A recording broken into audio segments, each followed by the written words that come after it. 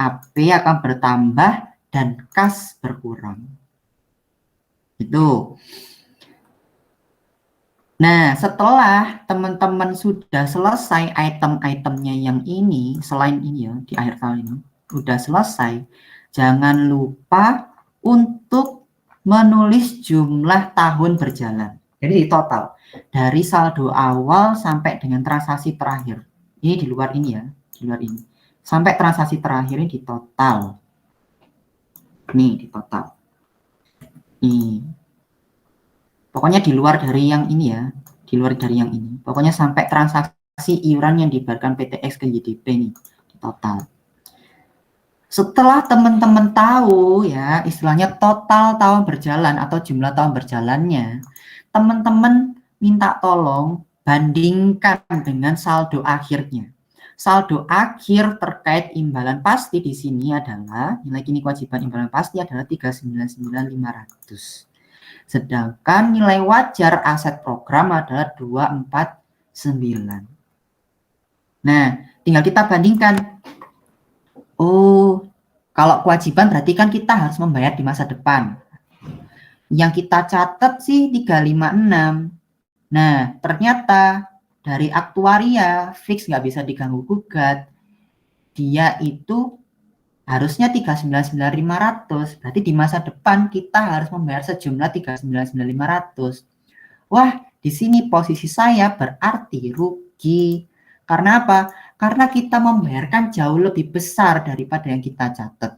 Itu. Sehingga di sini akan timbul yang namanya liability loss. Liability loss akan mengaruhi di other comprehensive income. Sekaligus karena ada loss ya. Kalau loss kan ibaratnya seperti beban ya. Berarti akan menambah jumlah dari NKKIP gitu. Terus terkait dengan NWAP. NWAP di sini menurut catatan kita adalah 247.400 ya. Sedangkan menurut aktuaria, wah enggak bisa, ini harusnya 249. Berarti di situ posisinya ya secara nggak langsung kita ada untung karena kita bakal menerima manfaat di masa depan sebesar 249. Nih, sehingga di sini ada yang namanya asset gain. Asset gain itu akan menambah other comprehensive income dan juga akan menambah dari nilai wajar aset program. Baru setelah teman-teman sudah memenuhi semua isi-isi dari kertas kerjanya, teman-teman tinggal total ya seperti biasa. Kalau yang ini ya jumlah tahun berjalannya ini nggak bisa nih, nggak bisa langsung di total 120 totalnya nggak bisa karena di sini ada saldo awal di sini. Kapan bisa kita ketahui? Yaitu di akhir setelah kita menentukan NWAP dan NKKIP ini. Jadi ini diselisihkan dulu nih di saldo akhirnya. Nah, sehingga di sini terdapat jumlah yang harus disajikan di laporan keuangan ya. Terus karena kita punya dulunya saldo di liabilitas, berarti kan kredit kan ya. Saldo di liabilitas 120.000. Sedangkan mintanya saldo akhirnya adalah 150.500. Berarti pada saat itu terjadi penambahan ke liabilitas ya, liabilitas imbalan pasca kerja. Nih, berarti ketemu terkait jumlah ya ini jumlah apa namanya? Jumlah liabilitas imbalan pasca kerjanya. Yang di jurnal yang mana? Yaitu yang di jumlah tahun berjalan. Tuh. Res, sampai sini ada yang mau ditanyakan? Kaku. Ya. Satu-satu wes, siapa dulu? Wes tadi yang siapa? Ya, permisi Kak, mau tanya. Kalau misalnya case-nya nanti si YDP itu harus nalangi atau perusahaannya yang nalangi itu berarti di kertas kerjanya ditulis gimana ya Kak? Makasih Kak. Nah, misal ya, si YDP itu cuma mampu menalangi 1000, ini ya, misalkan ini cuma mampu nalangi 12.000. Sedangkan NKKIP-nya adalah 15.000. Ya, kita punya kewajiban segini. NWAP-nya segini. Berarti kan kita ada apa? Ada kas yang harus dikeluarkan kan? Berarti selisihnya yang kurangnya tadi harus dimasukkan ke sini, ke kas. Itu. Itu jadi NKKIP 15, NWAP-nya tadi 13 ya. 13 atau 12? 13 ya. 13 saya asumsikan. NWAP 13 dan kas berkurang sebesar 2.000 karena kita menalangi itu tadi. Gitu. Oke, makasih Kak. Ya, yang lain tadi ada yang nanya ya. Siapa nanya? Sama Kak pertanyaannya. Sama. Oke, ini bisa dipahami apa enggak? Bisa. Bisa Kak. Yakin? Yakin Kak. Jangan sampai nyesel ya kalau enggak paham ditanya loh Rek, besok kan yang CD ujian kan. Oke, kalau enggak ada berarti dari jumlah tahun berjalan ini kita buat jurnal. Nih jurnalnya ya wes ini ngikut beban. Oh, beban pensiun 29.600. Oh, kas berkurang di sebelah. Oh, kredit 41. Oh, CI penghasilan komprehensif lain 41.900. Oh, ternyata tadi selisihnya ada 30.500. Oh, berarti nambah liabilitas sebesar 30.500. Kalau kertas kerjanya benar, totalnya juga pasti benar. Ya, jurnalnya pasti benar ya. Pasti balance. Tuh. Berarti besok harus dicermati item-item mana saja yang masuk ini juga. Dipahami. Itu ya. Wes. Sekarang tak masuk di penyajiannya. Penyajiannya kita kan yang pertama di laporan posisi keuangan ya. Soal itu gimana, kertas kerja sudah, jurnal sudah. Bagaimana menyajikan kewajiban imbalan pasti dalam laporan posisi keuangan serta berapa beban pensiun dalam laba rugi. Ya, berarti gini. Kalau di laporan posisi keuangan yang kita masukkan ya di laporan posisi keuangan hanya sebatas di kolom aset atau liabilitas. Tutup. Atau teman-teman bisa langsung menyelisihkan antara NKKIP akhir dan NWAP akhir. Nah, dalam hal ini dia itu timbul yang namanya liabilitas imbalan pasca kerja. Kenapa bisa seperti itu? Nih, lihat di saldo akhirnya NKKIP. Ini saldo akhirnya kan jauh lebih besar kan daripada nilai aset programnya. Berarti kita punya yang namanya liability gitu. Sedangkan kalau misalnya di sini ternyata jauh lebih gede NWAP-nya daripada NKKIP-nya, berarti di sini timbul yang namanya aset program. Ya, Pak, aset program. Timbul aset imbalan pasca kerja. Sorry. Tak tulis ya, berarti sebelahnya. Jika NWAP lebih besar dari NKKIP, berarti disajikan sebagai aset imbalan pasca kerja. Nih, biasanya enggak tahu nih posisinya lancar atau enggak lancar. Yang jelas aset imbalan pasca kerja dan imbalan pasca dan liabilitas imbalan pasca kerja masuk ke bagian yang tidak lancar. Nah, tidak lancar. Sedangkan jika NWAP-nya yang jauh lebih kecil, daripada NKKIP, berarti disajikan sebagai liabilitas imbalan pasca kerja pada liabilitas likuiditas jangka panjang. Yes. Nah, udah nih ya yang laporan posisi keuangan. Sekarang yang laporan laba rugi. Kan tanyanya kan berapa jumlah beban pensiun yang harus dilaporkan dalam laporan laba rugi. Kalau seumpama 2022, ya berarti sebesar jurnalnya tadi nih 29.600. Beban pensiun atau beban imbalan pasti sebesar 29.600. Wes gitu di tahun pertama ya. Oke, sekarang tak lanjut di tahun kedua. Tahun kedua, saldo akhir ini kita bawa ya. Saldo akhir ini kita bawa ke tahun 2023. Nih, karena saldo akhir kan bakal jadi saldo awal kan, saldo awal.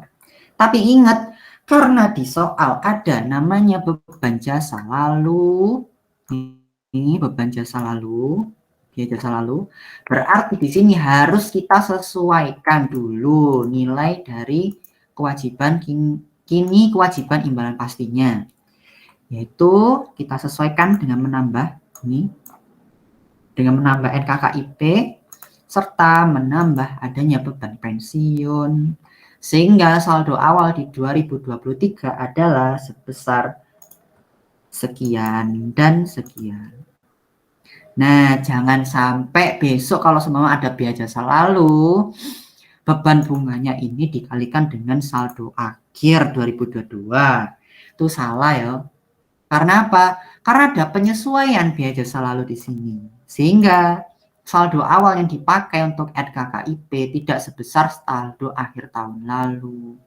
Penyesuaian itu timbul misalnya, oh tingkat mortalitasnya jauh lebih tinggi. Oh atau tingkat suku bunga korporasinya ternyata jauh lebih meningkat gitu. Sehingga kan beda-beda kan asumsi aktuarianya. Nah, di sini timbul biaya jasa lalu menambah NKKIP. Itu ya dipahami. Tapi kalau sekilas kemarin itu tak lihat banyak yang benar kalau seumpama tak lihat. Nih, lanjut. Nah, dari biaya jasa lalu itu sudah kan, biaya jasa lalu. Wow, lanjut. Masuk nih tingkat diskonto. Tingkat diskonto. Seperti tadi kan, timbul beban bunga dan pendapatan bunga kalau terkait dengan tingkat diskonto. Berarti beban bunganya dari 10% dikalikan saldo awal, ya, saldo awal yang ini, 409.500, bukan 399.500. Sedangkan pendapatan bunga dari 10% dikalikan dengan saldo awal NWAP. Wes, kalau seumpama kalian bingung dengan di atasnya ini, kalian total dulu ya, total dulu untuk mencari saldo awal 2023. Ini tak kasih warnanya. Yes. Jadi yang dipakai sih ini. Itu ya. Terus seperti biasa ada biaya jasa kini, sama perlakuannya. Masuk beban dan juga masuk NKKIP. Alasannya sama kayak tadi. Karena perusahaan udah pakai jasanya karyawan. Berarti kita punya kewajiban buat bayar itu di masa depan. Kalau seumpama orangnya pensiun. Nah, terus ada imbalan pensiun yang dibayar oleh YDP lagi. Kebetulan masih mencukupi nih imbalan dari YDP. Berarti mengurangi NKKIP dan NWAP. Kalau mengurangi NKKIP karena kita kan bayar ke pensiunan, berarti kita nggak punya kewajiban buat orangnya tersebut kan. Berarti kita sudah lepas. Nah, kita bayarnya pakai aset programnya tadi. Terus iuran yang dibayarkan PTX ke YDP sama kayak tadi di atas nih. Nih, iuran berarti mengurangi kas dan juga nih NWAP. Tuh. Iuran ya, menambah NWAP dan mengurangi kas. Nah, udah nih. Sebetulnya sudah nih sebetulnya. Cuma kok ada informasi tambahan. Ternyata pada akhir 2023, salah satu divisi dari PTX dijual. Karyawan tersebut yang diberhentikan memilih untuk memindahkan manfaat pensiunnya. Ini keterangannya. Memilih untuk memindahkan manfaat pensiun ke tempat kerja yang baru. Berarti kita harus menghilangkan komponennya punya beliau. Nah, diketahui NW, nilai wajar aset programnya 24. Nilai kini kewajiban imbalan pasti adalah 25. Berarti di situ harus ada selisih. Ini kan ada selisih 1000 kan. Kalau semua kita jurnal kan, kalau semua dihapus NKKIP-nya berarti kan debit. NWAP-nya dihapus berarti kredit. Oh, berarti kurang kredit. Nih. Karena kurang kredit yaitu sebesar 1000, berarti itu masuk ke OCI. Logikanya kenapa kok masuk OCI menambah malahan gitu. Ya karena kita nggak perlu menanggung kewajiban imbalan pastinya dia sebesar 25. Kita cukup membayar cuma 24 aja gitu loh. Nah sehingga di sini karena kita nggak perlu nanggung 25 itu tadi, berarti di situ kita ada untung sebesar 1000 tadi. Nah itu nanti masuk ke other comprehensive income, penjualan divisi. Mengurangi NKKIP dan mengurangi NWAP serta timbul yang namanya OCI. Ini OCI-nya, oh iya. Oh ini minus karena, oh debit karena minus, sorry.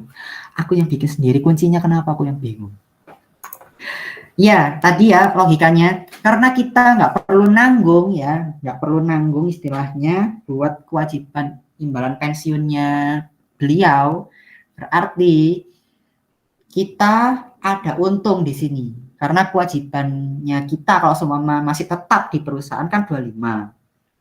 Karena kita nggak perlu nanggung lagi beliau, berarti kita melepaskan 25.000 tersebut. Dan karena aset programnya beliau cuma 24, berarti di situ ada untung sebesar 1000. Wes, ini ada yang mau ditanyakan? Atau cukup jelas? Jelas, Kak. Oke. Kalau sudah, berarti sama seperti yang di awal tadi. Harus dihitung yang namanya keuntungan atau kerugian pengukuran kembali. Keuntungan kerugian pengukuran kembali itu diperoleh dengan cara teman-teman membandingkan versinya aktuaria dengan versinya catatan perusahaan. Nih ditulis nih 425, ini 300. Yang jumlah tahun berjalan sama. Ini di total dulu sebelum adanya aset atau liability loss tuh. Nah, ini di total dulu juga. Setelah itu teman-teman cari tahu ada untung atau rugi. Berarti mulai dari NKKIP. Oh, ternyata versinya aktuaria itu kita harus bayar 425. Padahal catatan kita cuma 385. Berarti di situ timbul yang namanya liability loss. Ya. Liability loss akan memengaruhi penghasilan komprehensif lain, mengurangi ya, dan akan menambah nilai kini kewajiban imbalan pasti. Setelah itu dinilai wajar aset program. Nih, menurut catatan kita adalah 199.900. Sedangkan versinya aktuaria harusnya diukur menjadi sebesar 300. Berarti di situ ada keuntungan pengukuran kembali. Keuntungan pengukuran kembali NWAP. Itu sebesar 100.100.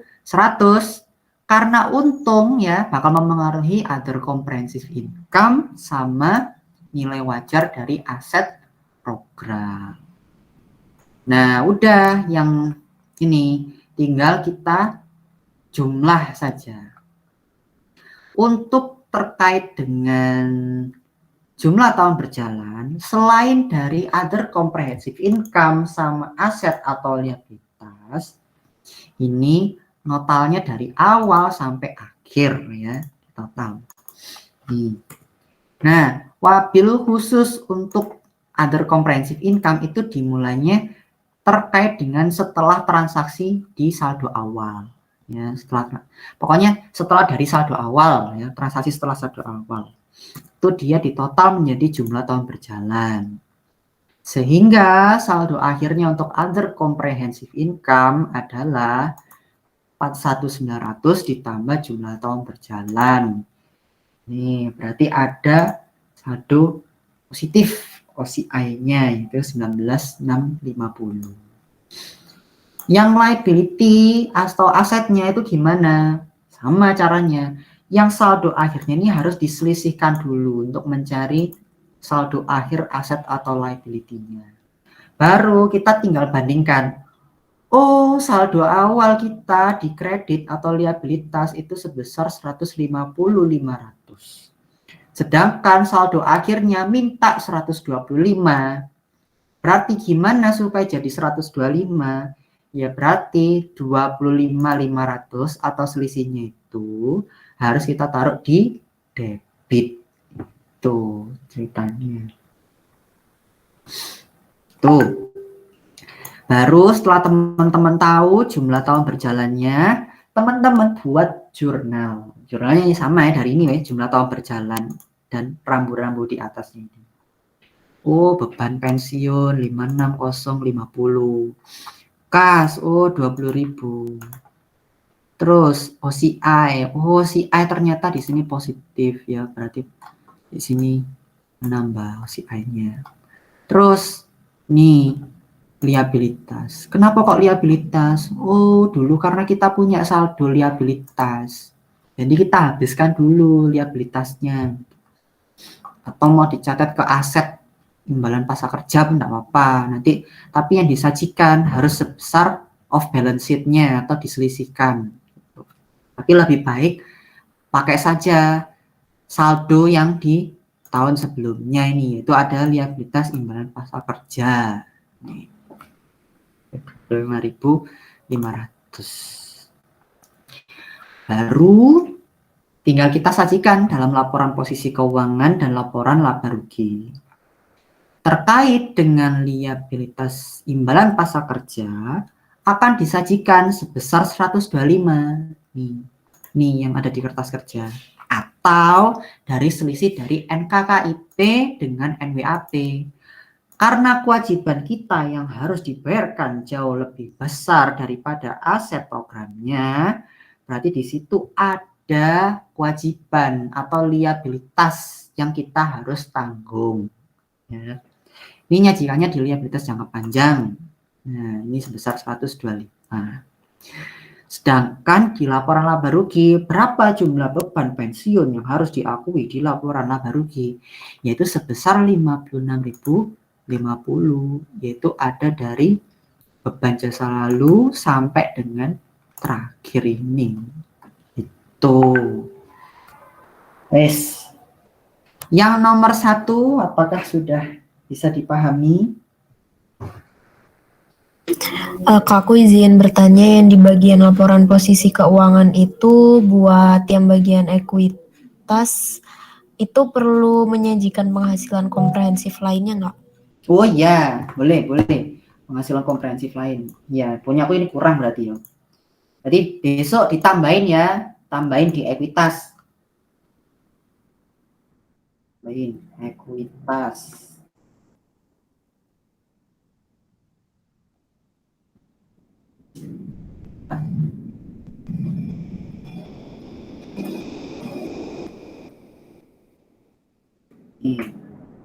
Penghasilan komprehensif.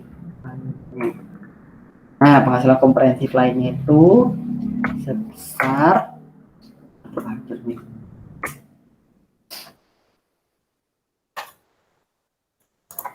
kalau di atas karena minus ya saldonya.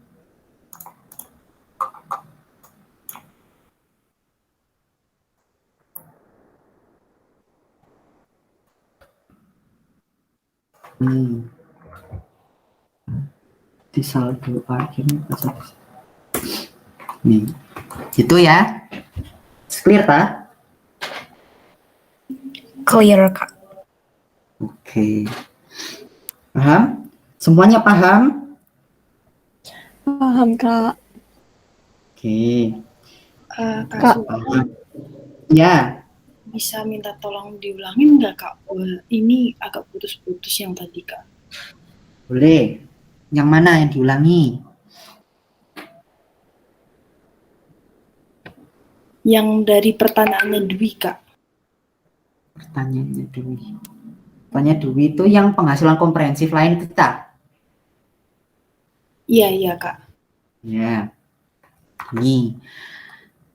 Kan penghasilan komprehensif lain itu kan sebagai bagian dari ekuitas tuh kan ya.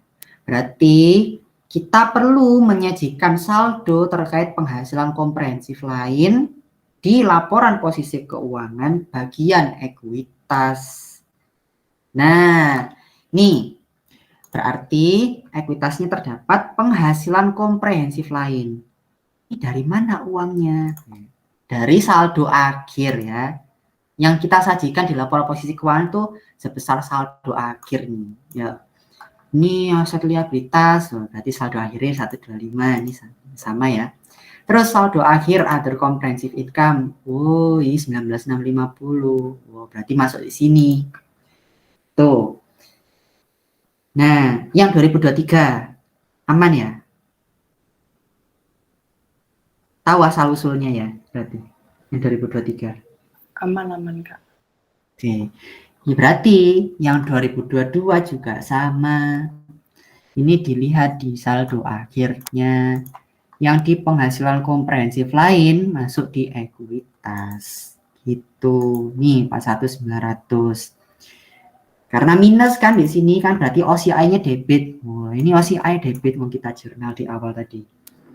Terus ada liabilitas imbalan pasca kerja nih dari saldo sini. Kenapa ini minus kalau ini positif? Nah, karena ini tak kasih tanda asetnya positif, liabilitas tak kasih kurung. Berarti kalau kasih kurung berarti tak taruh liabilitas. Enggak jadi. Nah, ini berarti ditaruh di liabilitas. Itu. Tahu ya asal-usulnya ya? Kak, maaf mau nanya. Ini maaf ya Kak kalau sepemahaman saya salah. Kalau OCI itu bukannya ada di laba rugi ya, Kak? Yang di bagian bawah-bawah. Ntar kan jadi bracket. Boleh.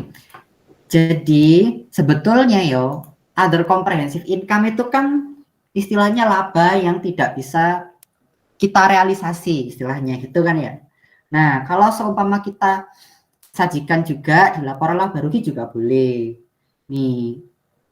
Atau nanti teman-teman bikin satu namanya laporan laba rugi komprehensif.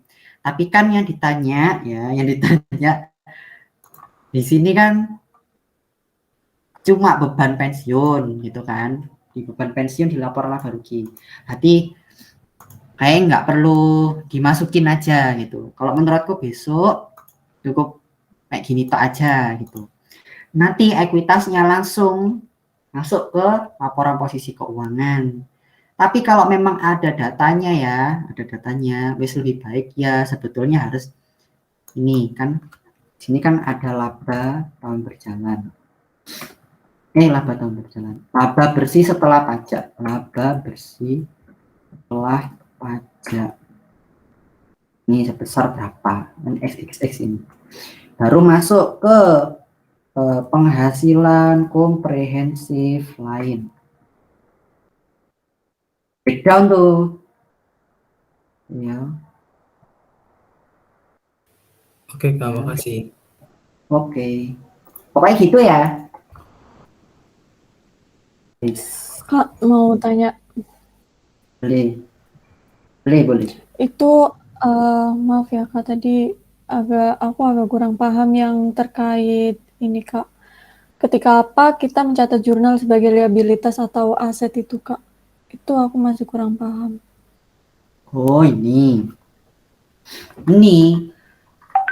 cara teman-teman untuk menentukan apakah terdapat aset atau liabilitas itu teman-teman patokannya adalah dari saldo ya, saldo. Entah saldo awal atau saldo akhir. Kalau saldo awal itu kan di sini kan posisinya buat teman-teman hitung kertas kerja. Tapi kalau misalkan teman-teman mau buat jurnal, jadi teman-teman harus lihat saldo akhirnya. Oh, saldo akhirnya mau minta berapa? Oh, nih saldo akhirnya mau minta sekian untuk NKKIP. NWAP mau minta sekian. Berarti di situ ada apa selisihnya? Oh, selisihnya ternyata NKKIP-nya yang gede. Oh, berarti ada kewajiban buat bayar di masa depan. Oh, kewajiban itu apa? Oh, liabilitas. Nah, sehingga di sini selisihnya akan dianggap sebagai saldo akhir dari liabilitas imbalan pasca kerja. Terus, menentukan jumlah tahun berjalannya gimana, Mas? Gitu. Ya dilihat dari saldo awalnya. Apakah ada? Nah, kalau di sini kan ada tuh, ada kan saldo awalnya. Berarti harus dicari tahu dulu selisihnya. Tuh. Kan kalau tak gambar, ya. Kalau tak gambar. Oh, ini ada 120. 120. Oh, ternyata saldo akhirnya mintanya 150. 150, 500. Dari selisihnya ini ya, dari selisihnya ini. Berarti kan dari 120 supaya bisa jadi 150, 500 berarti kan ada penambahan ya, penambahan liabilitas yaitu sebesar 30.500. Nah, yang terkait dengan penambahan ini harus kita total ya, harus kita jurnal ya Allah. Harus kita jurnal masuk sebagai liabilitas di kredit karena menambahnya ini. Nah, terus kayaknya di tahun pertama. Terus di tahun kedua. Tahun kedua ini wis ketahuan ya. Setahun 150. Ketemu 30.500 saja. Ternyata di akhir saldo akhirnya untuk NKKIP dan NWAP itu kan NKKIP-nya 425, NWAP-nya 300. Oh, kok gedean NKKIP-nya? Berarti perusahaan punya utang sebetulnya pada saat itu. Ya, berarti selisihnya di sini akan kita anggap sebagai liabilitas imbalan pasca kerja. Jumlah ini yang akan kita sajikan di laporan posisi keuangan. Nah, berarti kita bikin buku besarnya. Dulu kita punya transaksi 120 sama 30.500. Oh, ternyata sekarang minta 125. Oh, totalnya di sini 150.500. Terus di sini 125. Supaya jadi 125 gimana ya? Ya berarti harus dikurangi kan? Nah, harus dikurangi sebesar berapa nih berarti? Apa tak rumus mana? Kan udah tak hitung di sebelah. Berarti harus kita kurangi sebesar 25.500. Baru 120 tambah 30, 500 dikurangi 25, 500 ketemu 125. Nah, oh ternyata di sini timbul positif ya, positif. Kalau positif kan masuk aset kan di sini kan. Keterangannya kan aset positif liabilitas tak kurung gitu. Nah, karena di sini positif, harusnya di sini kan masuk aset kan. Tapi karena kita dulu punya liabilitas ya, berarti liabilitasnya itu kita pakai akunnya gitu. Jadi seolah-olah ini adalah saldo dari liabilitas imbalan pasca kerja. Nih, berarti ini masuk sini liabilitas di debit sebesar 25.500. Gitu. Bisa dipahami Penda? Bisa, Kak. Makasih ya, Kak. Iya, sama-sama. Yes. Lainnya bisa dipahami ya. Yes, tak lanjut. Saya mudah dulu aja. Pengakuan pendapatan. Iya, pengakuan pendapatan ini gampang ini. Nih. PT ABC adalah wholesaler pedagang gede televisi merek X. pada 25 Desember 2019, PT ABC menjual 100 unit televisi pada PT X secara tunai. Harga per unit televisi adalah 15 juta. Oh, berarti penjualannya bisa diidentifikasi nih. Penjualannya berarti 15 juta dikalikan 100 gitu. Terus kosnya 8 juta. Oh, berarti 8 juta ini adalah HPP. Oh, berarti 8 juta dikalikan 100. Wih, berarti ketemu satu jurnal. Yaitu karena jualnya tunai berarti kas pada penjualan sebesar 15 juta kali 100. Terus HPP pada persediaan sebesar 100 dikali 8 juta. Nah, sini sambil baca sambil bayar no jurnal ya, teman-teman. Oh, ternyata di situ ada garansi, yaitu assurance, ya, assurance warranty. Tak flashback ya. Yang namanya garansi itu kan ada yang assurance, ada yang sudah include dengan barangnya, dan ada yang belum include sama barangnya. Kalau yang include kita namakan sebagai assurance, karena dia menjamin, ya, menjamin dari produknya. Sedangkan kalau misalkan terpisah, berarti yang mengeluarkan adalah PT ABC-nya, ya. Berarti ada di situ namanya service type warranty. Nah, service type warranty itu disediakan oleh PT ABC. Nah, dan service type warranty ini tidak saling terkait dan tidak saling apa? Tidak saling terkait dan apa? Bahasa saling terkait dan tidak saling terikat, wis. Roy bahasanya. Tidak saling terkait dan tidak saling terikat. Dengan produk dari televisi itu. Nah, bisa diidentifikasi. Berarti ada 2 kewajiban pelaksanaan di situ. Padahal belum dilihat soalnya. Berarti besok sambil baca soal sambil membayangkan, kalau tak identifikasi 5 langkah itu kayaknya bakal muncul ini gitu loh. Wes sakti arek kok. Nah, terus di sini assurance warranty diperkirakan sebesar 1% dari harga jual. Oh, berarti estimasinya sih 1% dari harga penjualan yang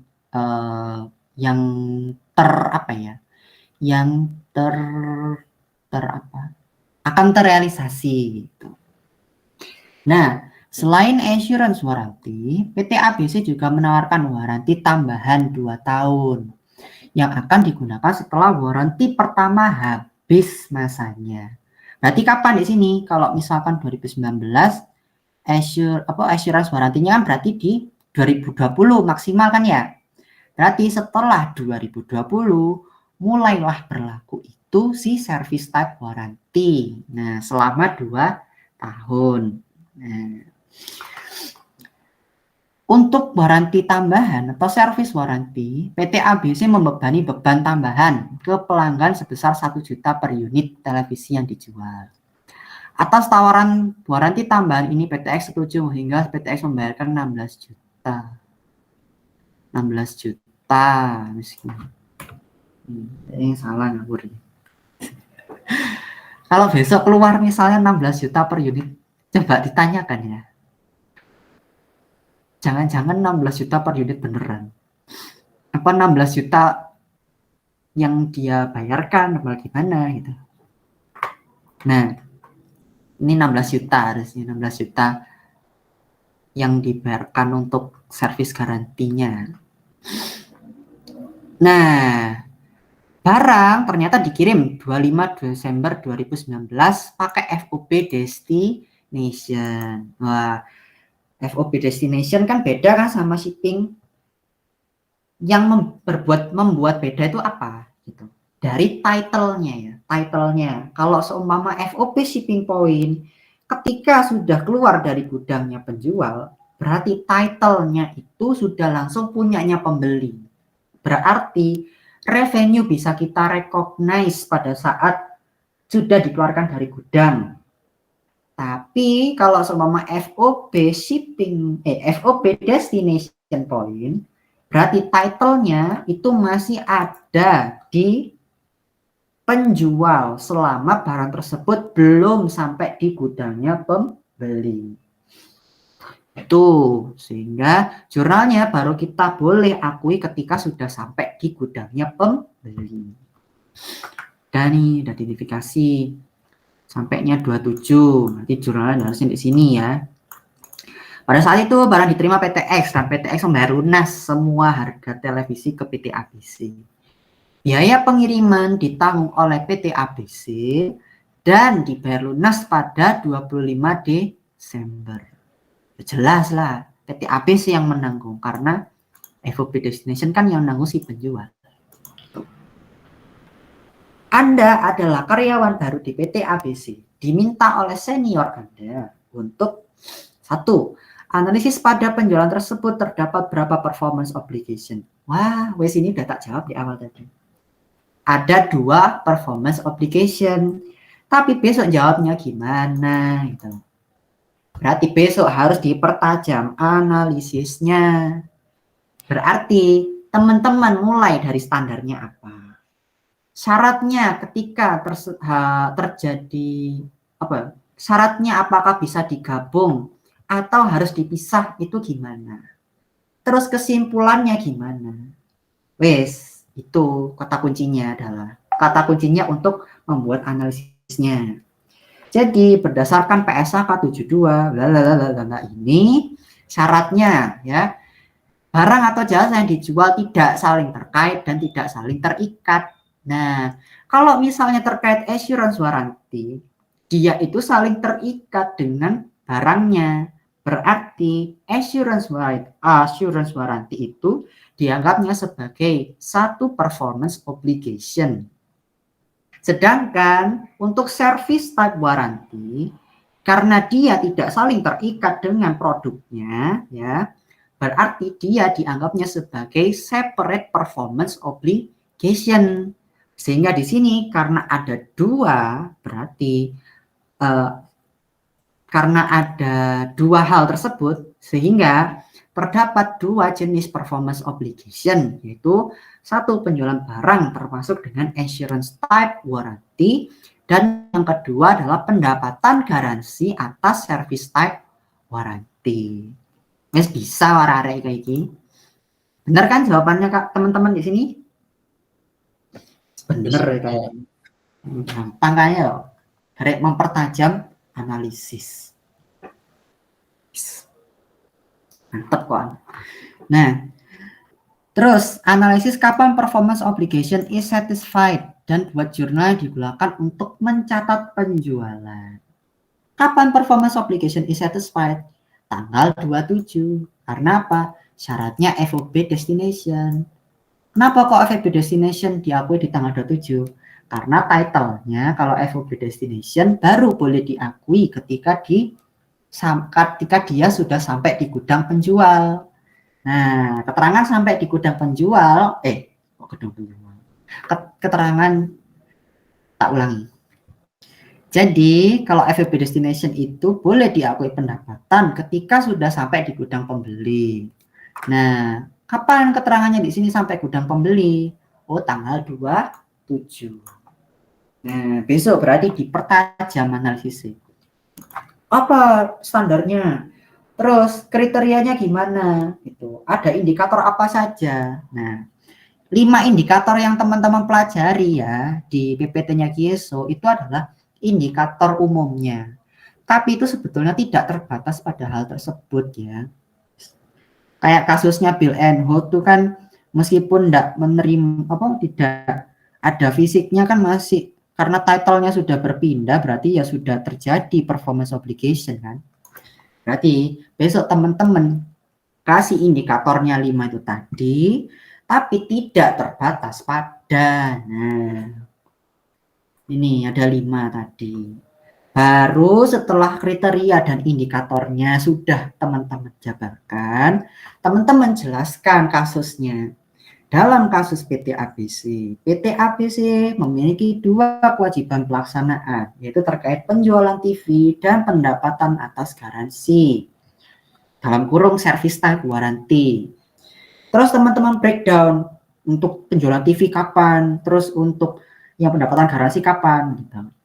Untuk penjualan TV, pendapatan akan diakui pada tanggal 27 Desember 2019 karena syaratnya adalah FOB destination, sehingga kepemilikan barang masih milik PT ABC sebelum sampai di gudang PT X pada tanggal 27 Desember 2019. Baru, nah ini ada liabilitas kontrak ya, liabilitas kontrak berupa pendapatan diterima di muka atas garansi akan diakui sebagai pendapatan setelah tahun 2020, yaitu pada tahun 2021 dan 2022 atau setelah masa assurance type warranty telah selesai, dan pendapatan akan diakui secara garis lurus sepanjang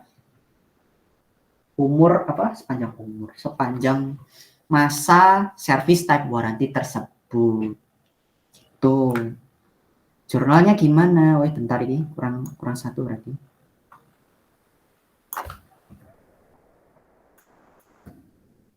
Penjualan. Nah, di 31 Desember.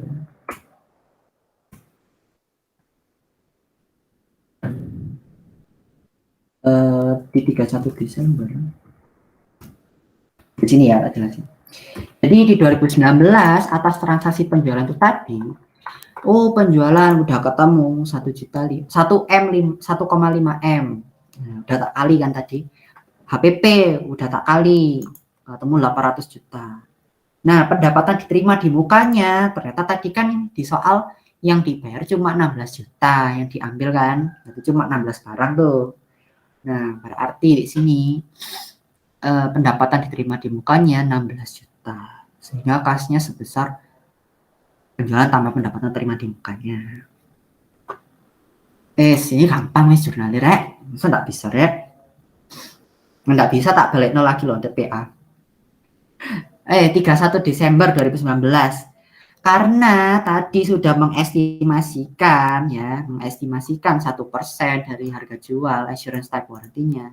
Berarti secara nggak langsung kan ada yang namanya provisi pada saat itu kan ya. Provisi itu kan ketika sudah ada estimasi yang jelas dan perkiraan terjadi di masa depan bakalan benar-benar terjadi, berarti tetap harus dilakukan penjurnalan ya, penjurnalan atas provisinya, yaitu jurnalnya adalah beban garansi pada utang garansi, itu sebesar 1% dari penjualan.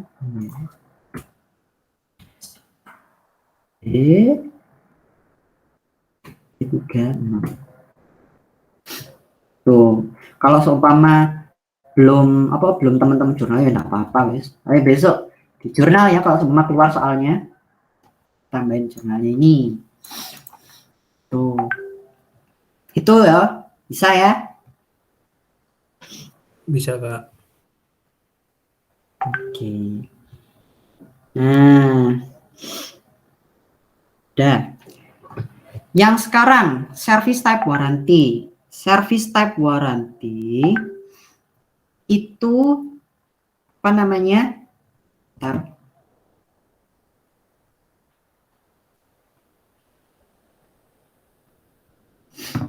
Nah, service type warranty itu harusnya kita akui pendapatannya setelah dari tahun 2020, yaitu di tahun 2021 dan 2022. Yaitu sebesar berapa? Sebesar garis lurus ya, garis lurus pendapatan diterima di mukanya tadi. Nah, pendapatan diterima di mukanya adalah 16 juta. Berarti di tahun 2021 pendapatan diterima di mukanya harus kita akui ke pendapatan garansi, yaitu sebesar 8 juta.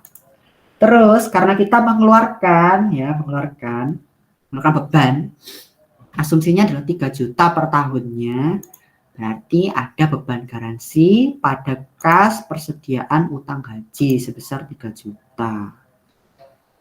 Terus tahun 2022 juga sama, ini jurnalnya kayak gini. Sik ya. Iya. Ya, benar.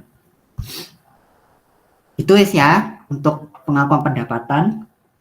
Sudah clear? Gampang ya? Kak, Iya, saya ingin konfirmasi Kak.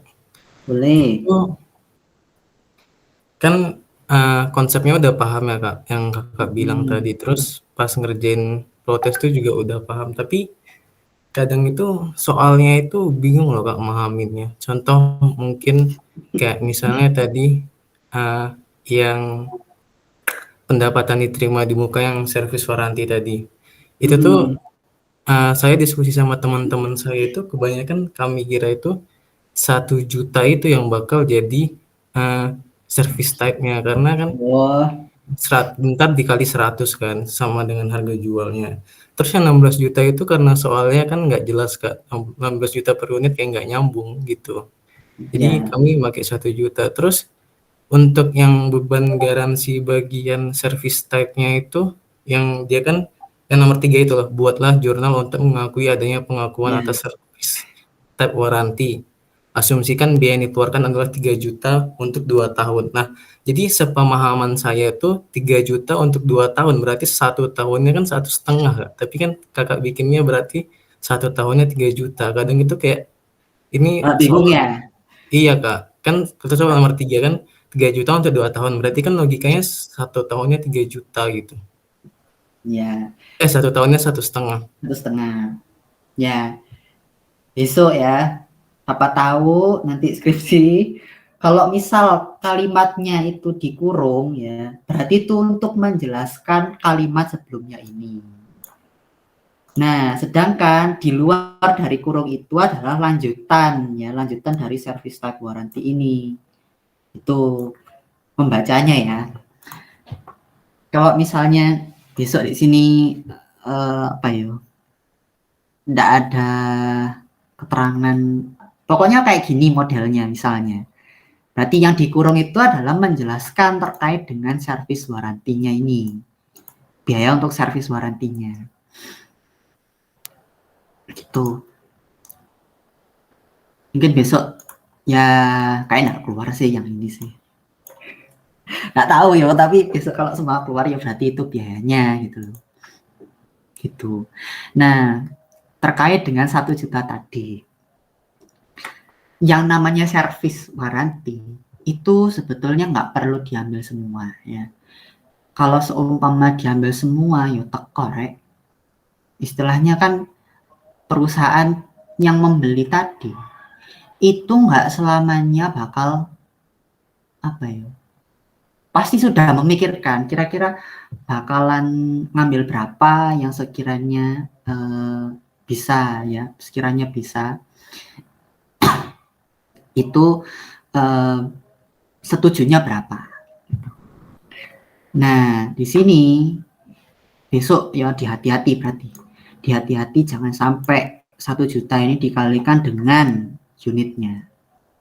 Karena belum tentu itu yang bakal diambil sepenuhnya. Itu ya.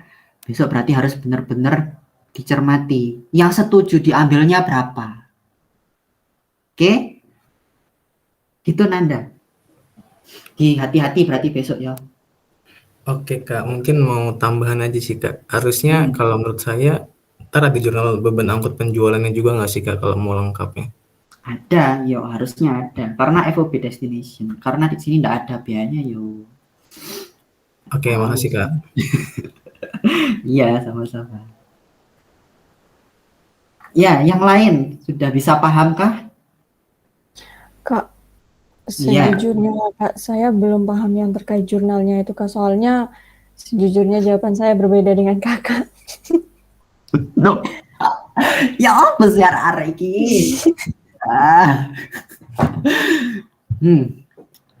Sing nggak paham tuh jurnal sing apa sih? Jurnal apa dulu? Itu Kak yang dari nomor 2 itu tadi udah bingung sih Kak. Oke. Jadi mulai dari pengakuan awal dulu. Oke. Kita ya pengakuan awalnya pada saat terjadi penjualan kan tadi udah tahu, oh ada 2 jenis performance obligation. Penjualan barang sama pendapatan garansi. Nah, tapi karena ini service type warranty, berarti kan istilahnya belum benar-benar direalisasi. Tapi kita udah nerima duluan uangnya. Manfaatnya udah kita terima. Ingat kan kemarin pendekatannya adalah asset liability approach. Kalau misalkan asetnya ini sudah diterima, berarti timbul apa? Timbul liability. Apakah revenue boleh diakui? Belum. Jadi kalau misalkan uangnya diterima dulu, berarti timbul liability, yaitu pendapatan diterima di muka. Wis, pendapatan diterima di muka nomor 2 ini sebesar yang disetujui berapa? Penjualan barang tadi jualnya sih 100 unit ya, 100 unit. Harga per unit TV-nya 15 juta. Ya berarti penjualan tunai ya berapa? Ya 15 juta kali 100. Ya, berarti udah dapat berapa akun? 2. Udah dapat penjualan sama apa tadi? Service type warranty, itu 16 juta. Itu dulu. Bisa dipahami enggak? Tahu alurnya, berpikirnya. Yang 2 itu tadi. Bisa, Kak. Oke. Nah, kita itu kan jualnya secara tunai. Kalau tunai berarti kita nerima kas kan pada saat itu. Nah, nerima kas itu pasti kalau diterima kan bertambah. Oh, bertambah dari sebelah debit. Kasnya diterima atas apa aja? Oh, dari penjualan. Dari penjualan. Terus PTX-nya ini setuju buat bayar. Berarti kan kita udah nerima uang kan harusnya pada saat itu. Oh, berarti kasnya dari penjualan sama dari service type warranty. Oh, berarti 1,5 M tambah 16 juta. Berarti kasnya debit sebesar 1,516 juta itu tadi. Kreditnya penjualan 1,5 M dan juga pendapatan diterima di muka 16 juta. Udah ketemu 1 jurnal itu. Terus gimana nih? Di sini kok ada kos? Ini buat apa ya sebetulnya? Kalau kos itu kan buat nyatet harga pokok kan. Kalau perpetual kan selain dari kas pada penjualan kan butuh jurnal 1 tambahan, yaitu HPP pada persediaan. Nah, makanya itu kan kalau enggak tahu jurnalnya tak balik lagi loh ke PA. Nah itu karena ada HPP pada persediaan itu tadi, yaitu sebesar berapa HPP-nya? Kalau kos per barangnya adalah 8 juta, berarti kalau 100 ya berarti 800 juta. Itu berarti HPP pada persediaan 800 juta. Sudah ketemu jurnal pada saat 27 Desember. Bisa dipahami? Bisa, Kak. Oke. Nah, udah nih, pengakuan pendapatan sudah selesai. Sekarang, karena ada garansi di situ, garansi yang assurance, udah diestimasi, udah tahu estimasinya. Nah, itu kan pasti bakal timbul provisi kan. Kalau provisi itu kan teman-teman belajar di AKM 2 kemarin, itu jurnalnya berarti beban apa pada provisi. Provisi itu kan liabilitas kan ya. Nah, karena udah bisa diestimasi, ya berarti beban garansi pada utang garansi. Yang besar berapa? Ya 1% dari penjualannya, yaitu 15 M tadi. Misal 15 M atau 1,5. 1,5 M itu tadi. Sehingga ada garansi yang diakui sebesar 15 juta. Gitu. Paham nek terkait garansinya? Paham, Kak. Paham. Nah, sudah. Udah nih, berarti selesai untuk yang terkait dengan penjualan barang termasuk dengan assurance type warranty. Selanjutnya itu terkait dengan service type warranty. Service type warranty itu kan diakuinya setelah di tahun 2020. Ini sebetulnya ada tambahan 1 jurnal. Sorry. Nah, yaitu di tahun 2020, tapi nggak tahu deh tanggal berapa. Atas realisasi garansi.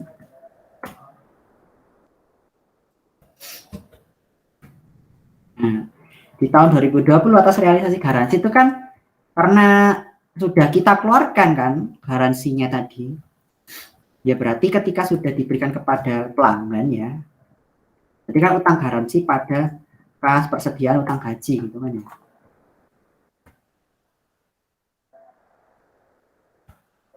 Karena kita istilahnya mengeluarkan kas, mengeluarkan persediaan spare part, atau misalkan kita gajinya masih di pending, tapi udah kita alokasikan orangnya sekian-sekian. Wes, ini berarti besar 15 karena akhirnya kan di 2020. Ini kasih aja asumsi bahwa di tahun 2020 akan direalisasikan sebesar estimasi di tahun 2019. Ini sebetulnya nggak perlu di jurnal karena kita nggak tahu realisasinya berapa. Dan juga terkait garansi itu kan kita pelajarinya di AKM 2 kan. Nah itu jadi mungkin beda topik istilahnya ya, tapi nggak apa-apa, besok kita asumsikan sama gitu, jadi di sini utang garansi pada kas persediaan utang gaji karena kita istilahnya udah mengeluarkan ya garansinya itu. Nah, terkait dengan service type warranty kan diakuinya setelah tahun 2020. Berarti dia itu akan diakui di 2021 dan di 2022. Karena pendapatan diterima di muka ya, itu sebetulnya bakal jadi pendapatan. Tapi karena pelanggannya itu sudah bayar duluan ya, berarti istilahnya ini ya, coba tak jelaskan pakai ini. Asetnya udah diterima, liability-nya udah diterima, tapi revenue-nya yang tahun pertama sudah boleh, berarti yang tahun pertama ini harus kita akui sebagai pendapatan. Itu. Nah, tinggal kita balik aja, yaitu pendapatan diterima di mukanya ini kita balik ke pendapatan garansi sebesar 8 juta. Tapi karena ada beban garansi di situ ya, beban dikeluarkan ya maksudnya. Berarti kan beban garansi sebetulnya. Berarti beban garansi pada kas persediaan utang gaji sebesar 3 juta. Itu.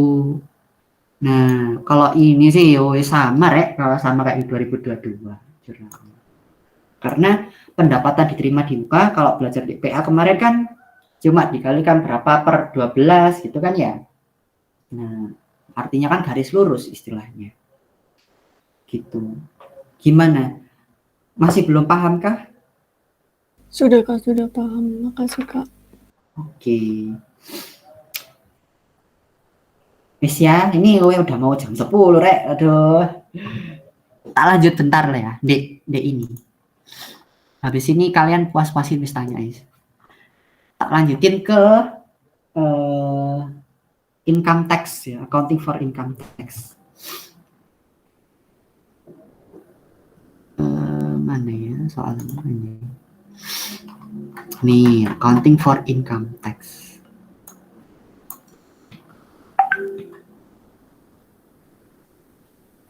Accounting for income tax ini itu seperti yang aku jelaskan kemarin ya. Jadi di sini ada perbedaan sementara yang menyebabkan deductible dan taxable amount. Nah, yang terkait ini salah ini. Amortisasi paten. nomor 1. Nah, terkait data-datanya itu ada paten, ada estimated warranty liability, sama donation expense. Yang jelas donation expense atau beban sumbangan ini tidak diakui untuk pajak. Karena beban sumbangan kan kemarin ingat kan, yang namanya beban sumbangan boleh diakui ketika dia itu ada peraturannya, ya, ada peraturannya dan ada peraturannya pokoknya, ada peraturannya. Nah, kalau terkait ini sih karena di AKM tuh ya dibikin simple aja ya, donation expense ya dianggapnya langsung final gitu. Jadi dia nggak masuk dalam penghitungan pajak tangguhan. Ya, kemarin diinget-inget sambil tak refresh lagi. Kalau kita mengalihkan beban pajak, kalau kita mengalihkan laba bersih sebelum pajak dengan tarif pajak penghasilan yang berlaku saat itu, akan ditemukan yang namanya beban pajak penghasilan total. Sedangkan ketika kita sudah tahu adanya koreksi fiskal yang menyebabkan adanya beda temporer, itu ketika kita kalikan koreksi fiskalnya dengan tarifnya akan menghasilkan adanya pajak tangguhan atau ya beban pajak tangguhan istilahnya ya. Baru dari laba fiskal atau penghasilan kena pajak dikalikan dengan tarif pajak penghasilan akan ditemukan yang namanya beban pajak kini gitu. Nah, atau jumlah yang harus kita bayar. Nah, di sini untuk item-itemnya kan ada deductible dan juga taxable. Maksudnya gimana?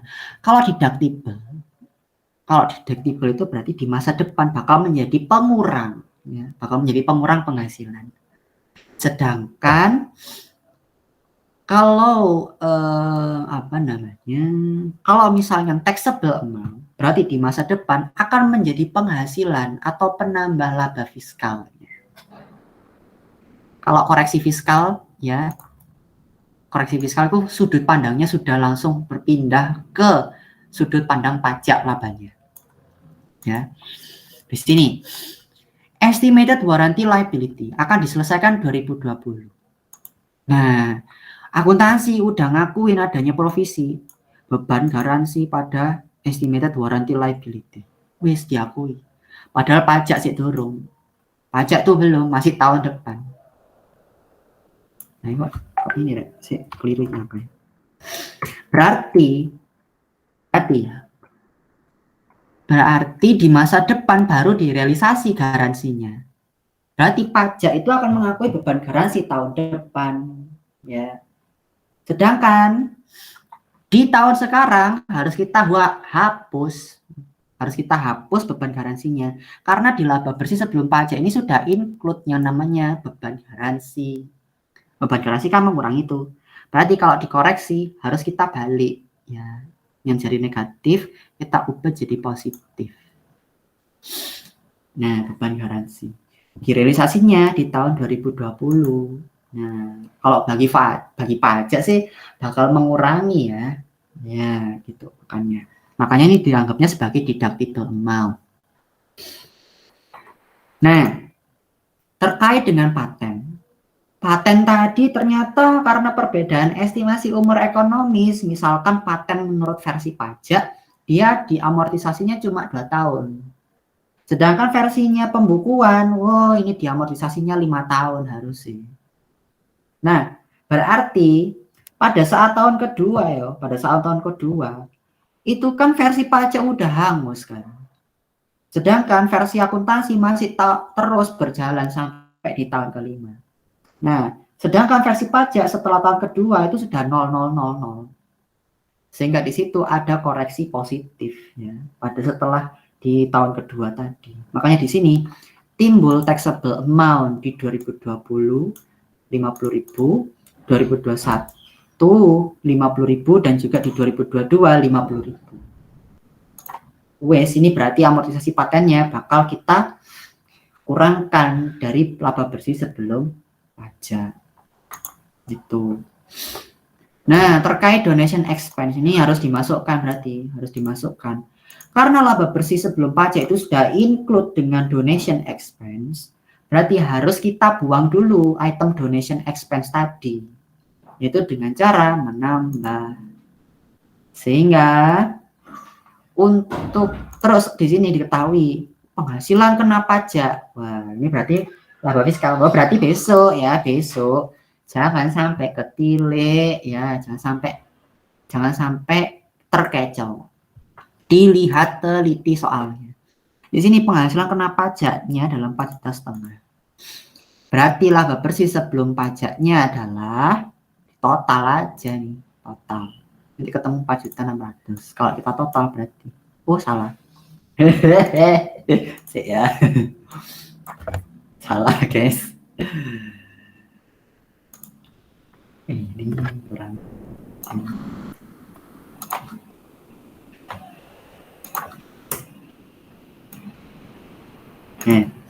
Harusnya 4,5 juta kurangi 50, kurangi 250 ditambah 200. Karena ini di Excel ya, karena ini di Excel, ingat-ingat. Tanya, Sultan ini kok di minus KB? Ya karena ini versinya Excel, versinya Excel. Makanya di sini dia ini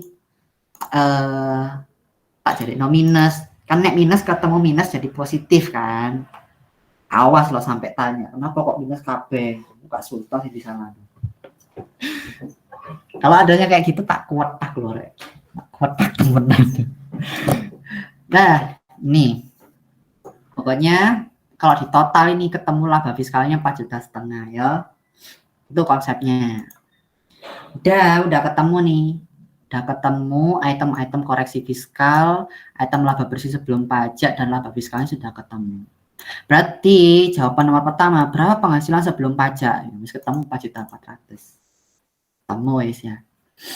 Terus beban pajak penghasilannya berapa? Nah, ini jangan sampai kecilik ya, jangan sampai kecilik. Karena di sini ada komponen terkait dengan apa nih? Dengan beda tetap atau beda permanen ya. Beda tetap sama beda permanen itu sama. Nah, di sini harusnya tidak boleh masuk ke perhitungan beban pajak penghasilan. Makanya di sini teman-teman harus menghitung dari aset dan liabilitas pajak tangguhan. Nah, terkait aset pajak tangguhan berapa? Berarti ini ya. Nih hasil hitungannya. Pokoknya yang setelah ini ya, yang di sini pokoknya. Ini teman-teman kalikan dengan tarif yang berlaku ya. Tarif berlakunya adalah 22%, 2021 22% dan juga 2022 22%. Yang aset pajak tangguhan ya, itu berarti kan terjadi karena future deductible amount ya. Future deductible amount yang apa nih berarti? Oh, yang garansi. Karena bakal dikurangkan di masa depan. Berarti ini 250 dikalikan 22% ketemu 55.000. Terus yang future taxable amount itu kan bakal nimbul yang namanya liabilitas pajak tangguhan. Ya, berarti dari 50 ini ya, 50 kali 22%, 50 kali 22%, 50 kali 22%. Nih, ketemu wis. Berarti liabilitas pajak tangguhannya 33. Aset pajak tangguhannya 55.000. Terus udah nih pajak tangguhan. Pajak kini gimana? Ya, pajak kini kan gampang. Tinggal laba fiskal kali tarif pajak yang berlaku saat ini, yaitu berapa? 25%. Nih. Sehingga beban pajak penghasilannya yuk di total dari pajak tangguhan dan pajak kini. Ngoten. Nah, beban pajak penghasilan udah ketemu. Oke. Itu dulu nomor 1. Paham? Kak. Ya. Adrian dulu aja deh Kak. Oh. Boleh, silakan. Iya Kak, izin bertanya. Untuk yang amortisasi paten itu bukannya nilainya 150 ya Kak, kok Kakak 200, itu kenapa? Oh iya, sip.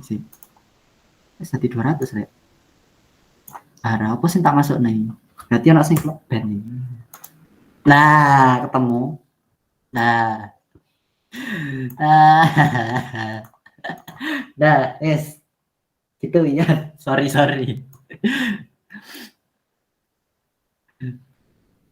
Ya, berarti jelas ya. Halo Yan. Oh iya Kak, sudah, terima kasih Kak.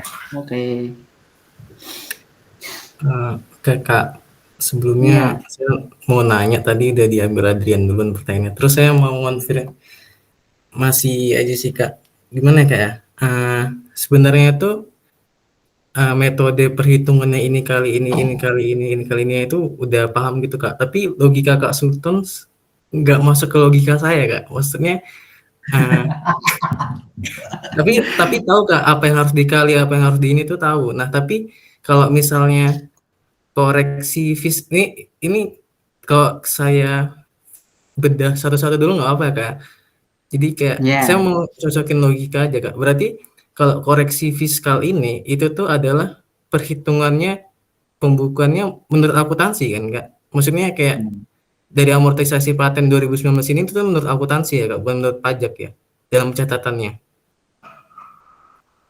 Koreksi fiskal itu kita mau nyesuaiin supaya bisa sesuai kayak pajak gitu loh. Terus kalau yang 150.000 ini kenapa dia mengurangi berarti ini berarti saya konfirmasi lagi, berarti kan ini perhitungannya harusnya menurut akuntansi kan Kak, yang di sampai ketemu laba fiskal itu. Kita kan berarti koreksi fiskal ini akuntansinya menyesuaikan sama perhitungan pajaknya gitu ya Kak ya? Ya, nih tak jelasin logika yo. Kenapa kok bisa? Ini asumsikan kita bahas paten ya. Versi akuntansi, di sini versi pajak. Misal patennya harganya 10. Akuntansi itu mengestimasikannya 5 tahun. Berarti depresiasinya versi akuntansi kan 10 juta dibagi dengan 5. Itu kan ya. Pajak itu cuma mengestimasikan 2 tahun. Misalnya ya. Berarti kan ini dua.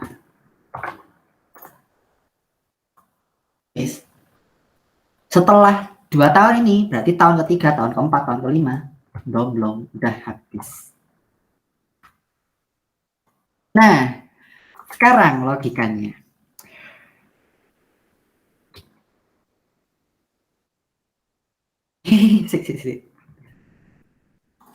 Nah, logikanya gini.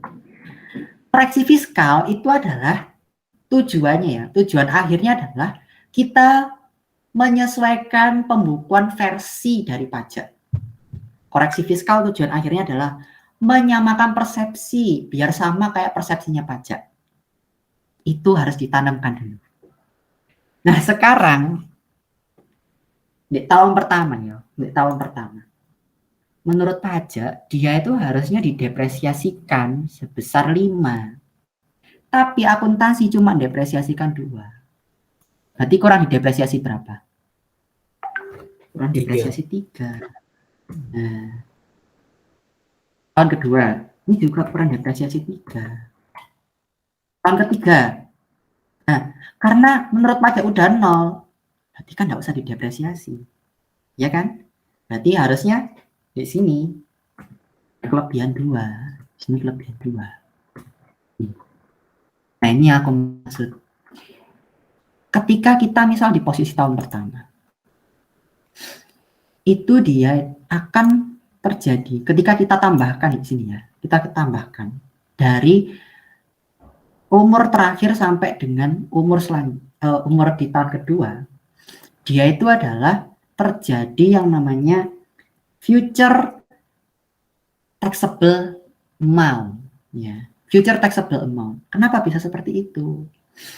Karena di tahun ke-5, tahun ke-4, tahun ke-3, di sini bakal terjadi yang namanya kita nggak perlu depresiasi, ya. Karena nggak perlu depresiasi. Karena apa? Karena akuntansi, menurut akuntansi kita udah depresiasi 2. Tapi menurut pajak harusnya nggak usah didepresiasi. Koreksi fiskal itu kan tujuannya buat nyamain persepsi. Sehingga yang versinya akuntansi harus kita hapus. Kalau versi akuntansinya kita hapus, berarti kan laba bersihnya naik. Nah, laba bersih naik disebut bakal menimbulkan namanya future taxable amount. Nah, mungkin kalau semua kita jalannya dari tahun pertama rada bingung ya Ari. Dari tahun kedua ya wis. Dari tahun kedua. Nah, dari tahun kedua kita itu ya apa ya? Wis aja susah-susah wis. Misalkan misal pajak cuma setahun nih, cuma setahun ya, setahun. Ya apa sih? Loh. Nah, itu tahu. Ini kan gini 7 kan. Nah, padahal di masa depan. Ini kok 7, 8, sorry bro. Nah, di sini. Nah,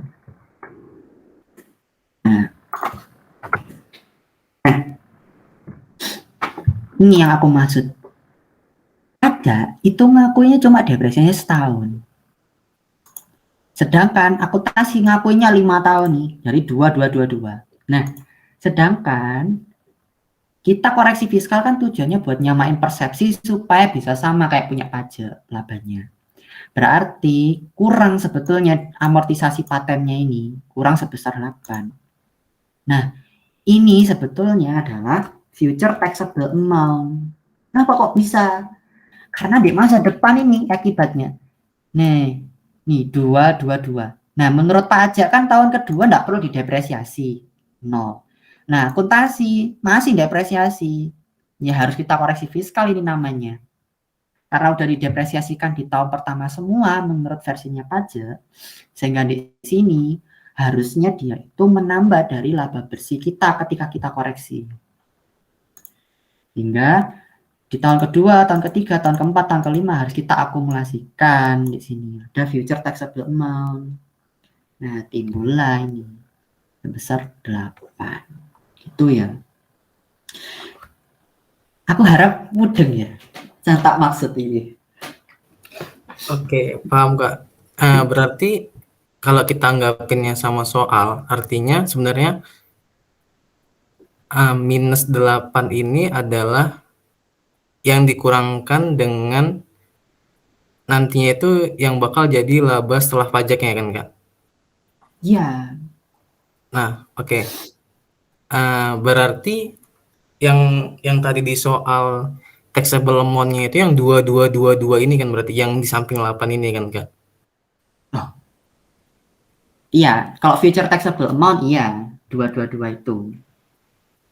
Oke, berarti di sini pengertiannya adalah akuntansi itu seharusnya akuntansi itu di tahun-tahun setelahnya ada beban, kalau kita anggaplah depresiasi, dan akuntansi itu membawa beban-beban di tahun-tahun berikutnya itu ke beban pada periode yang ini misalnya, yang ini kan contohnya 2019 gitu kan Kak?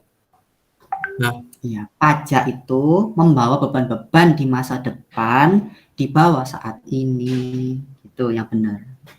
Oke, berarti harusnya di depannya dalam konteks akuntansi pajak penghasilan dia nggak bakal kena depresiasi lagi karena dia udah dibawa ke tahun ini, gitu kan Kak?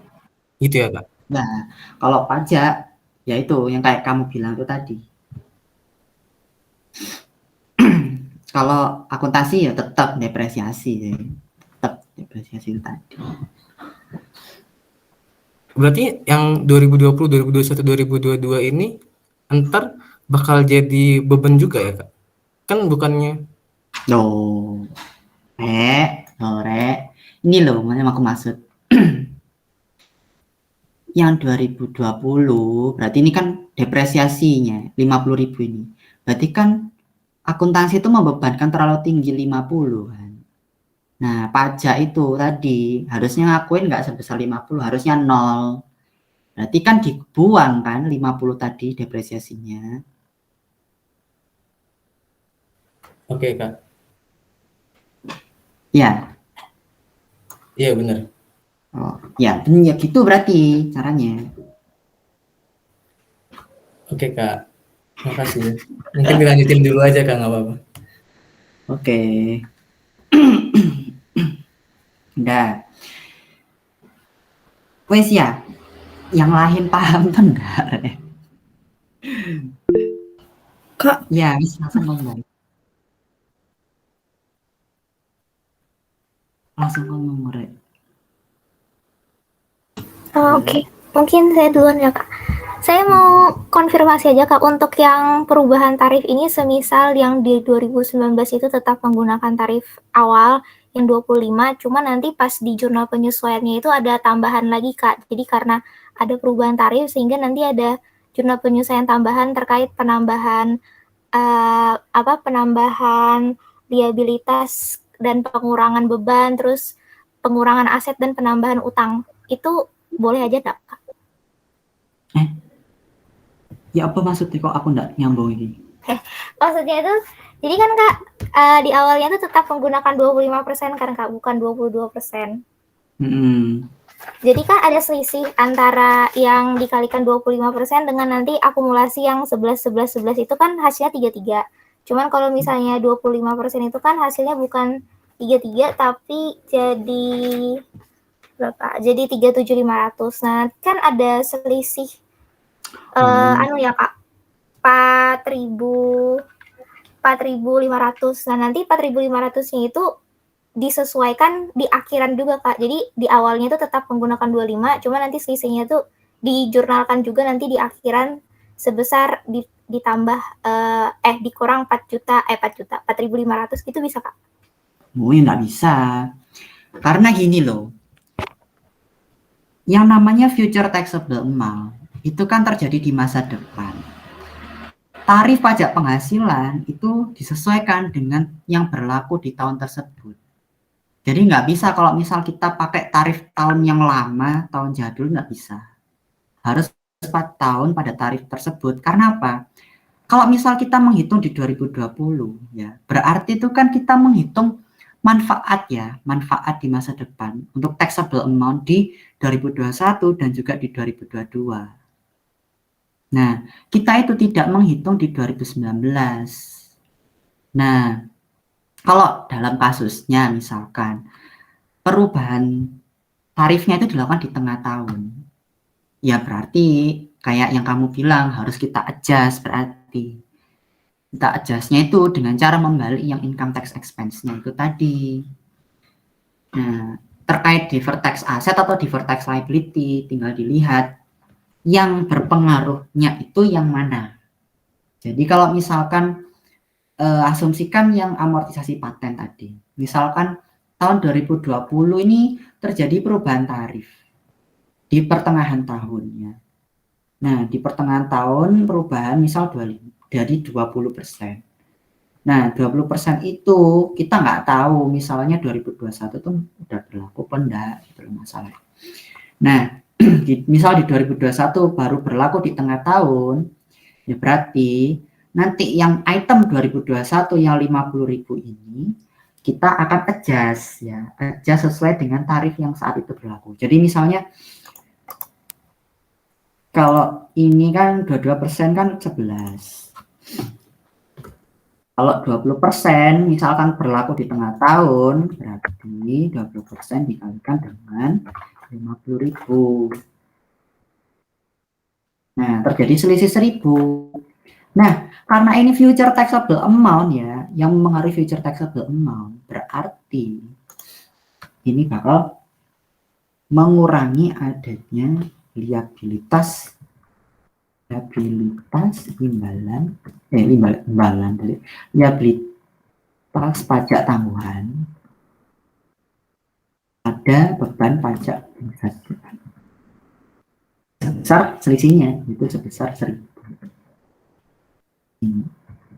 Tapi kalau misalkan perubahan tarifnya itu dilakukan di awal tahun, berarti kan kita udah tahu kan di awal tahun berapa. Jadi sudah langsung harus pakai tarif yang berlaku pada awal tahun tersebut. Itu gitu ya. Oke, paham. Terima kasih, Kak. Oke, sama-sama.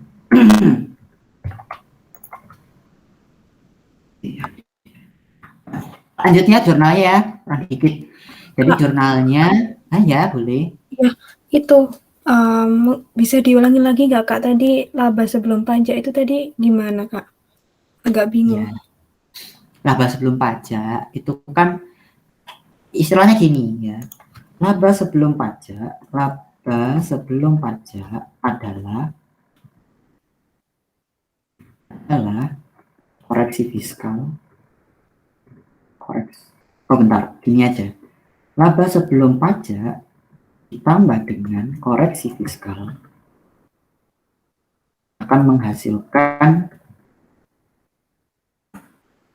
laba fiskal. Nah, sekarang kondisinya laba sebelum pajaknya nggak tahu, berarti X. Berarti laba fiskal dikurangi dengan koreksi pajak. X, laba fiskalnya 4,5. Koreksi pajaknya aja. Totalnya berapa ini? 150. Dikurangi 0,15. Berarti X adalah 4,3. Itu Mek. Cuma balik-balik rumus soalnya. Gitu ya. Oke Kak, makasih. Bentar ya. Nah, lanjut. Nih. Jurnalnya ya wis dasarnya dari ini, Rek. Dasarnya dari sini. Nah, beban pajak penghasilan ini masuk ke beban pajak penghasilan ini. Terus, karena kita tadi timbul ada aset dan liabilitas pajak tangguhan. Ini aset pajak tangguhan berarti 55, liabilitas pajak tangguhannya 33. Terus sisanya adalah beban pajak kini. Beban pajak kini itu bakal masuk ke utang pajak penghasilan. Yes. Dasarnya itu wis dari ini, Rek. Ini wis dasarnya plak ketik. Baru kita nyajiin di laporan keuangan. Letaknya itu kan di mana? Di laporan posisi keuangan akhir tahun 2019. Berarti ya aset pajak tangguhan ataupun liabilitas pajak tangguhan itu harus masuk di komponen komponen non lancar, komponen tidak lancar. Jadi kalau aset pajak tangguhan itu harus diselisihkan dulu sama liabilitas pajak tangguhan. Jangan disendiri-sendirikan. Karena ini di standarnya memang di off balance sheet kan. Jadi bukan off balance sheet sih, di offsetkan. Jadi diselisihkan antara aset sama liabilitas, tinggal yang gede mana. Oh, karena ini yang gede aset pajak tangguhannya, berarti masuk di aset pajak tangguhan. Itu sebesar selisihnya, sebesar 22. Terus sisanya, ini utang pajak penghasilan. Utang pajak penghasilan kan sifatnya dia dibayarkannya kalau badan kan 4 bulan kan, 4 bulan setelah tahun pajak berakhir. Berarti ya ini masuk ke liabilitas jangka pendek. Wis, itu untuk yang akuntansi pajak penghasilan. Wis, ada yang baru dikonfirmasi kah? Kak, mau nanya. Ya. Itu kan berarti untuk jurnal tahun 2019-nya, Kak. Kalau sampai 2022 gimana, Kak? Supaya ada gambaran aja gitu, Kak. Kalau 2022 berarti kan belum timbul kan beban pajak sama utang pajaknya. Berarti kita cuma baru bisa jurnal yang ini, deferred ini. Nanti kalau yang 2020 ini berarti karena situ kan minus ya. Ini rumusnya ngeling kan enggak? Ngeling.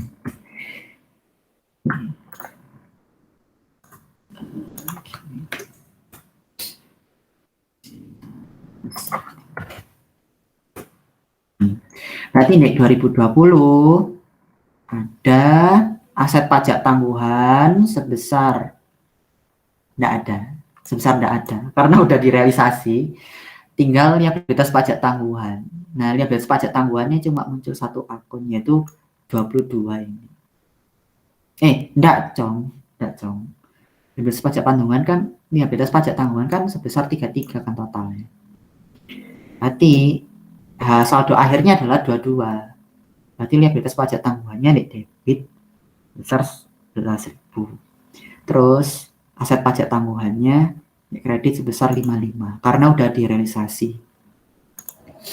Tinggal kita ubah karena 2020 ini kita sudah merealisasikan garansi dan terkait dan kita sudah melakukan untuk 2020 kita sudah terkait dengan amortisasi paten ini sudah selesai. Berarti kan tinggal 2021 sama 2022. Nah, saldo akhirnya harusnya terjadi 22. Berarti harus kita balik liabilitas pajak tangguhannya debit sebesar 11 dan aset pajak tangguhannya 55. Enggak balance, karena enggak balance karena datanya enggak lengkap. Di 2021 berarti karena tinggal sisa di 2022, ya berarti liabilitas pajak tangguhannya di debit sebesar 11. 2022 gimana? Nggak ada, Miss. Tinggal kita balik aja liabilitas pajak tangguhannya di debit. Gitu, wis.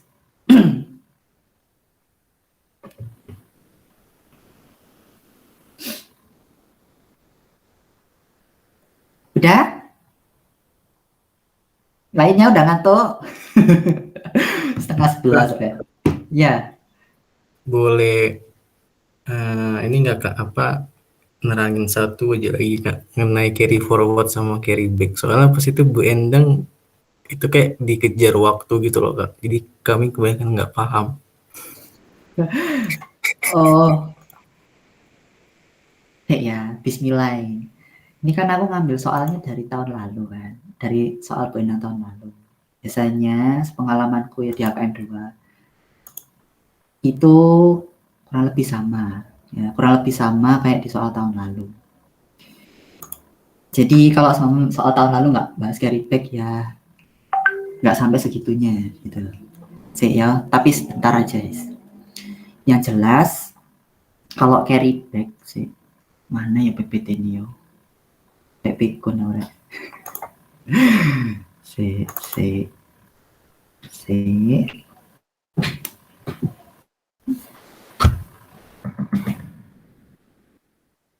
Ini ada loh, tak kasih penjelasannya. Nah, kalau carry back itu kan berarti kalau misalkan terjadi rugi tahun ini ya, carry back sama carry forward itu tujuannya buat rugi. Kita buat kompensasi istilahnya.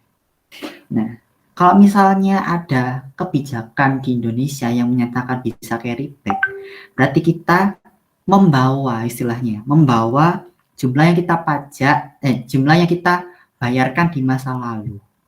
Jadi contohnya gini, misal carry back. Kalau carry back di Amerika Serikat, misalkan 2 tahun, ruginya di 2018. Nah, dari yang 500.000 ini, kita itu bisa cuma recover sampai 2 tahun. Berarti 2016 sampai 2017. Berapa yang udah kita bayarkan? Yaitu 30 sama 80. Berarti jumlah ini tuh harusnya jadi piutang restitusi kita. Jadi piutang restitusi. Jadi jurnalnya pasti timbulnya adalah piutang restitusi pada income tax expense. Itu kalau carry back. Ya. Terus misal kalau kita ternyata bisa carry back sama carry forward. Kalau carry back, itu kan tadi jurnalnya udah ketemu. Nominal juga udah ketemu. Tapi sekarang pertanyaannya, ini totalnya kan 300 kan, 2016-2017. 2018 ini cuma 500. Berarti masih belum tercover sebesar berapa? Sebesar 200. Asumsikan. 2018 itu tarif pajaknya adalah berapa di sini? Tarif pajaknya adalah 25%. Berarti Yang selisih 200 tadi itu kita kalikan 25%. Sehingga nanti timbul jurnalnya aset pajak tangguhan pada beban pajak penghasilan. Itu kalau carry back sama carry forward. Tapi kalau misalkan cuma carry forward toh, ya, misal cuma carry forward toh, berarti ya tarifnya berapa dikalikan dengan ini, totalnya 500 ini, gelondongan. Sehingga langsung jurnalnya aset pajak tangguhan pada beban pajak penghasilan. Nih ringkasannya. Kalau carry back jurnalnya gini, nih keterangannya. Carry back sama carry forward, carry backnya ngikut jurnalnya sama kayak ini, carry forwardnya sebesar sisanya dikalikan dengan tarifnya ya. Sisa yang belum bisa tercover lah, tercover istilahnya. Sedangkan carry forward itu ya sebesar berapa ruginya tahun itu dikalikan dengan tarifnya, tarif pajak efektifnya. Itu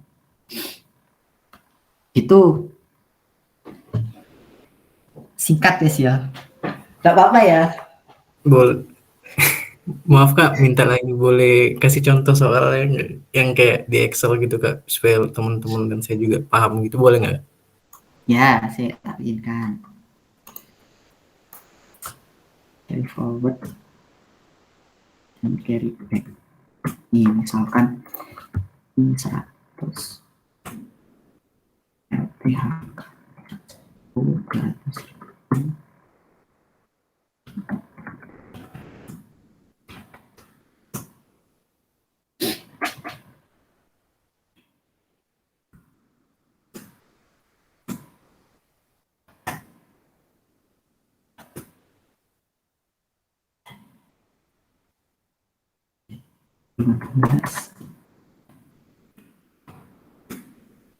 Ini misalkan gini, kita coba ilustrasinya carry back dulu ya. Kalau carry back berarti kita menggunakan manfaat carry back-nya ya. Berarti kita hitung mundur ya. Karena ruginya di 2020 berarti kita mundur. Misalkan carry back-nya bisa 2 tahun. Berarti ini harus kita kalikan. Nah, carry back, kalau carry back itu kan jurnalnya, kita jurnal dulu ya, piutang restitusi pada pajak penghasilan. Mengikut sesuai dengan sesuai edisi 4 aja ya. Piutang restitusinya berarti kita memanfaatkan jumlah yang kita bayar di 2 tahun sebelumnya. Seperti kan carry back-nya 2 tahun. Berarti kalau sama carry back yo, carry back jurnal yang cuma gini tok wis del. Tapi kalau misalnya carry back-nya ini bisa kita forward juga ya, carry forward.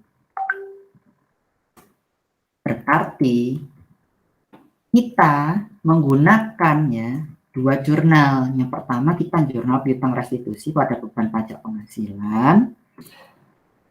Terus sisanya yang belum tercover, kalau ini 2018 labanya 100, 2019 200. Berarti yang belum tercover kan 100 nih. Ya, 100. Nah, itu tinggal kita kalikan aja. Di masa depan ternyata bisa tercover 100. Berarti timbul namanya aset pajak tangguhan pada beban pajak penghasilan. Itu sebesar 100.000 ini ya. Kok 100.000 itu dari dikalikan dengan 22% dengan tarif yang berlaku saat itu. Tarif ini ya, tarif ini. Ini kalau carry back sama carry forward. Tapi kalau misal cuma carry forward saja, berarti kita langsung memanfaatkan semuanya ini supaya bisa kita kompensasikan di masa depan. Nah, kalau dikompensasikan di masa depan langsung berarti aset pajak tangguhan pada beban pajak penghasilan. Sementara nggak belajar logika dulu yo. Aku nggak sahur mana iso-iso 400.000 dikalikan dengan 22%. Ya, tak recall lagi. Kalau carry back, dia itu memanfaatkan jumlah yang dibayar di tahun lalu. Ya. Kalau misalkan carry back-nya manfaatnya cuma 2 tahun, ya berarti 2 tahun. Kalau regulasinya 2 tahun, ya berarti 2 tahun. Berarti ini 300, ya ini dikalikan ya sesuai dengan tarif pajaknya ini. Nah, berarti ini adalah carry back berupa piutang restitusi. Sedangkan misalnya, kalau misalkan carry back-nya ini ternyata bisa di carry forward.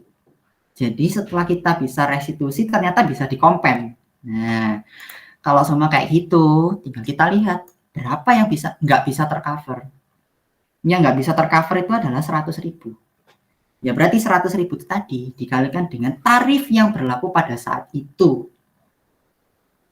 Jurnalnya adalah aset pajak tanggungan pada beban pajak penghasilan sebesar selisihnya tadi. Ditambah carry back-nya. Yang ini kita sebutnya sebagai carry back CB ya. Yang ini kita sebutnya sebagai carry forward. Makanya di sini carry back plus carry forward. Itu. Baru yang terakhir dia itu dari 400.000 ini ya, karena cuma carry forward aja, enggak ada carry back, ya berarti cuma 400.000 ini dikalikan 22%. Tuh. Itu ya hitungannya. Oke.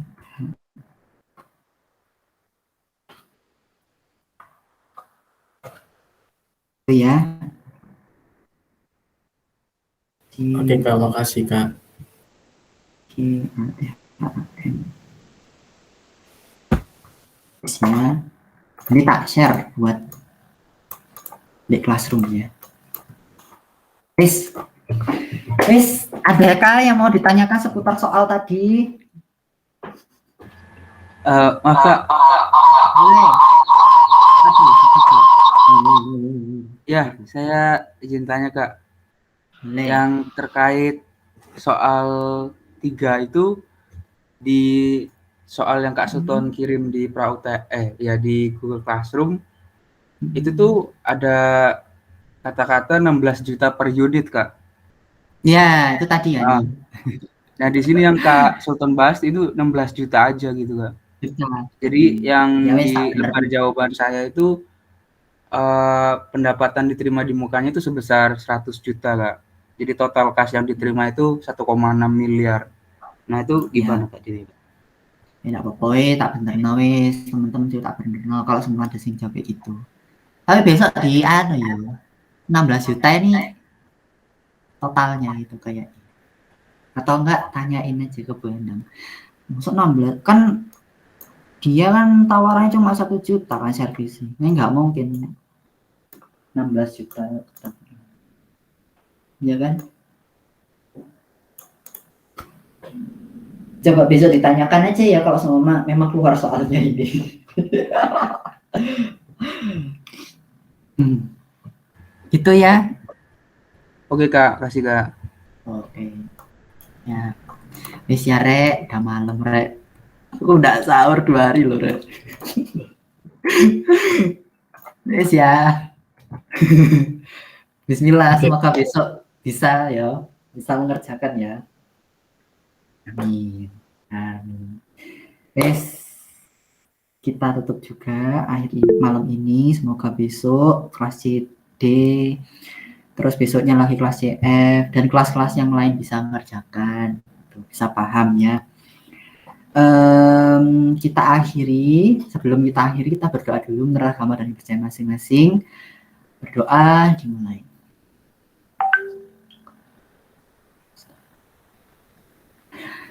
Berdoa dapat dicukupkan. Guys ya, terima kasih teman-teman. Aku akhiri. Assalamualaikum warahmatullahi wabarakatuh. Waalaikumsalam. Terima kasih teman-teman. Waalaikumsalam. Makasih Kak.